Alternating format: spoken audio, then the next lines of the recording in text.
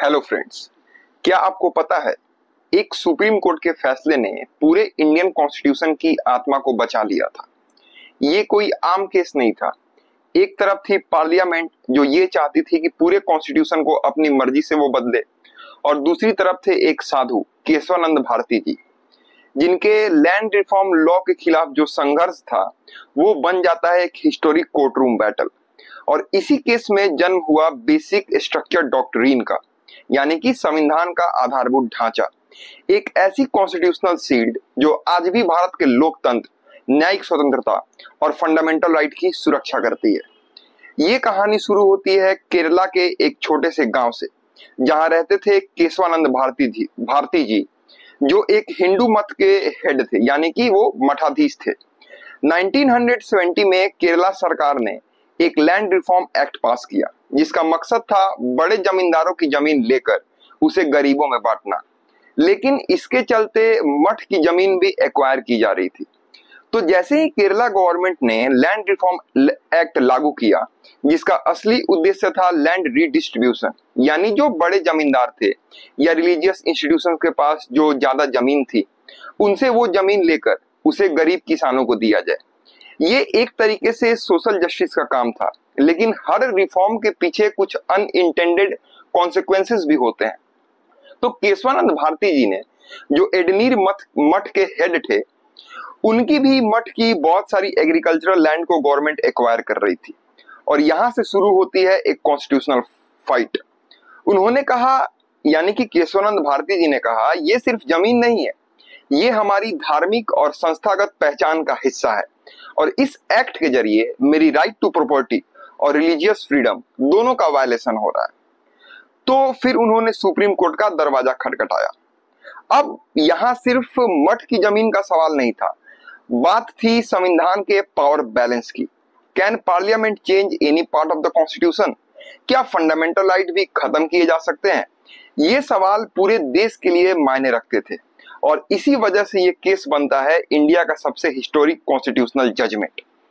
केशवानंद भारती जी ने supreme court में ये कहकर चैलेंज किया कि केरला सरकार का जो लैंड रिफॉर्म एक्ट है वो उनके रिलीजियस राइट्स को वायलेट करता है। उनका पहला आर्गुमेंट था कि आर्टिकल 25 का वायलेशन हो रहा है, जो हर इंसान को अपने धर्म को फ्रीली मानने, प्रैक्टिस करने और प्रोपगेट करने का हक देता है। दूसरा, उन्होंने कहा कि आर्टिकल 26 भी थोड़ा सा जा रहा है, यानी कि जो रिलीजियस इंस्टीट्यूशन को अपने रिलीजियस मैटर्स को मैनेज करने का और अपनी प्रॉपर्टी को ओन और एडमिनिस्टर करने का फुल अधिकार देता है, उसका भी वायलेशन हो रहा है। और तीसरा सबसे इंपॉर्टेंट पॉइंट, आर्टिकल 31, जो उन दिनों राइट टू प्रॉपर्टी था, उसका भी इन्फ्रिंजमेंट हो रहा था, क्योंकि गवर्नमेंट बिना प्रॉपर जस्टिफिकेशन के उनकी प्रॉपर्टी को ले रही थी। इन शॉर्ट, केशवानंद जी ने ये कहा कि ये लॉ उनके रिलीजियस फ्रीडम और प्रॉपर्टी राइट्स दोनों को ही डायरेक्ट तरीके से इंपैक्ट करता है।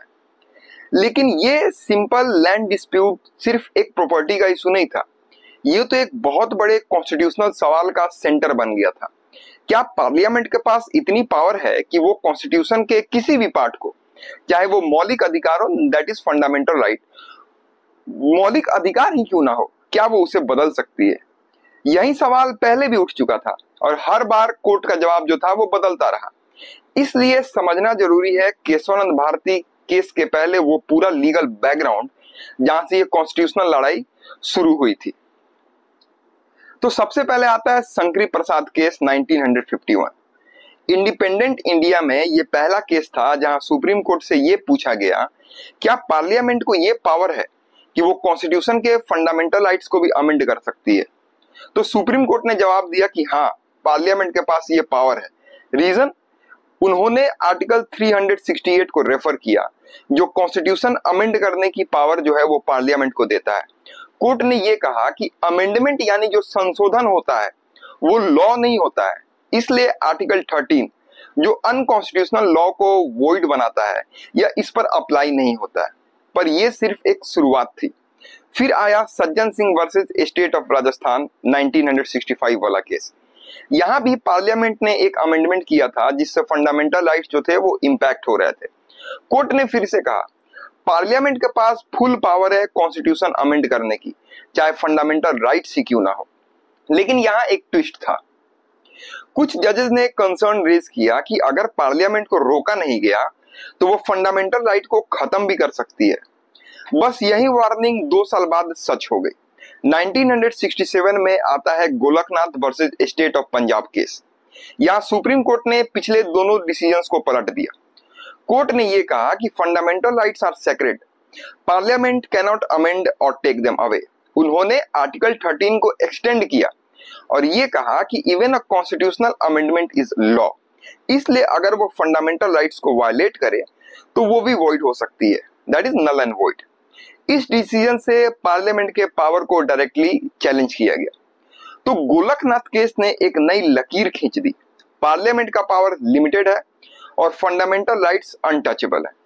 गोलकनाथ केस के बाद पार्लियामेंट के पावर पे एक बड़ी रोक लग गई थी। कोर्ट ने कह दिया था कि पार्लियामेंट फंडामेंटल राइट्स को टच नहीं कर सकती है, लेकिन पार्लियामेंट ने भी इस जजमेंट को चैलेंज किया और उसका जवाब दिया। कैसे? तो अमेंडमेंट्स के थ्रू। तो सबसे पहले वो लाते हैं 24th constitutional amendment act 1971। Parliament ने कहा कि अगर सुप्रीम कोर्ट हमारे हाथ बांध रही है तो हम भी कॉन्स्टिट्यूशन बदल देंगे। 24th अमेंडमेंट के जरिए पार्लियामेंट ने आर्टिकल 368 को मॉडिफाई किया और क्लियरली लिख दिया कि पार्लियामेंट के पास फुल पावर है कॉन्स्टिट्यूशन में संशोधन करने की, अमेंडमेंट करने की, इंक्लूडिंग फंडामेंटल राइट्स, यानी फंडामेंटल राइट में भी संशोधन कर सकती है। इस अमेंडमेंट का एम था गोलकनाथ जजमेंट को रिवर्स करना। फिर उसके बाद अगली बार में पार्लियामेंट ने राइट टू प्रॉपर्टी को डायरेक्टली टारगेट किया 25th कॉन्स्टिट्यूशनल अमेंडमेंट एक्ट 1971 के थ्रू। 25th अमेंडमेंट ने आर्टिकल 31 राइट टू प्रॉपर्टी को लिमिट कर दिया। इसमें यह चेंज किया गया कि कंपनसेशन का वर्ड हटाकर सिर्फ अमाउंट कर दिया गया, यानी गवर्नमेंट अगर जमीन ले भी ले तो उससे प्रॉपर मार्केट वैल्यू कंपनसेशन देना जरूरी नहीं था।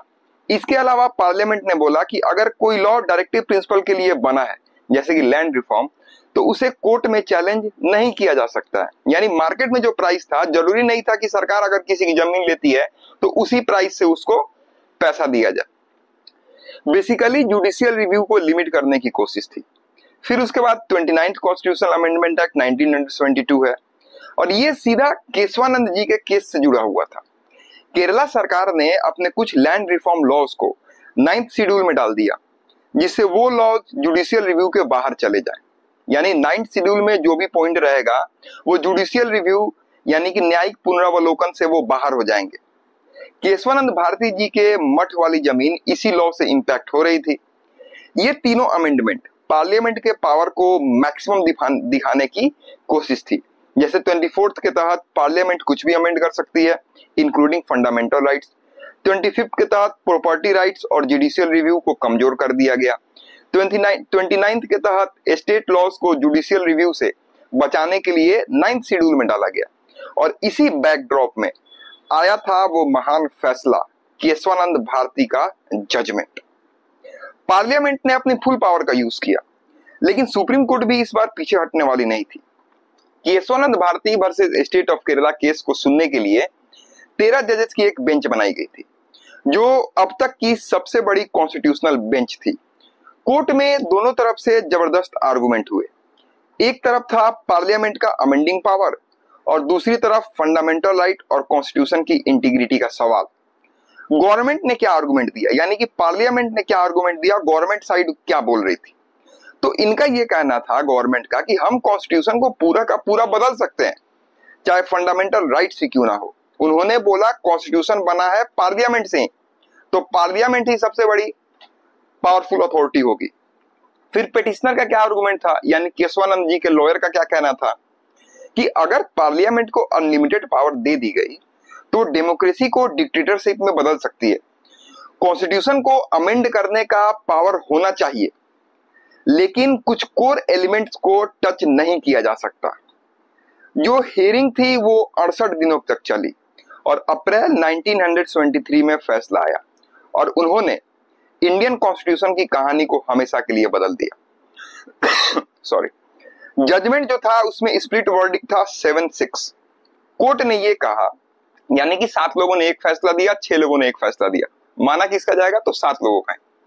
कोर्ट ने कहा कि पार्लियामेंट के पास कॉन्स्टिट्यूशन अमेंड करने की पावर है, लेकिन वो कॉन्स्टिट्यूशन के बेसिक स्ट्रक्चर को डिस्ट्रॉय नहीं कर सकती है।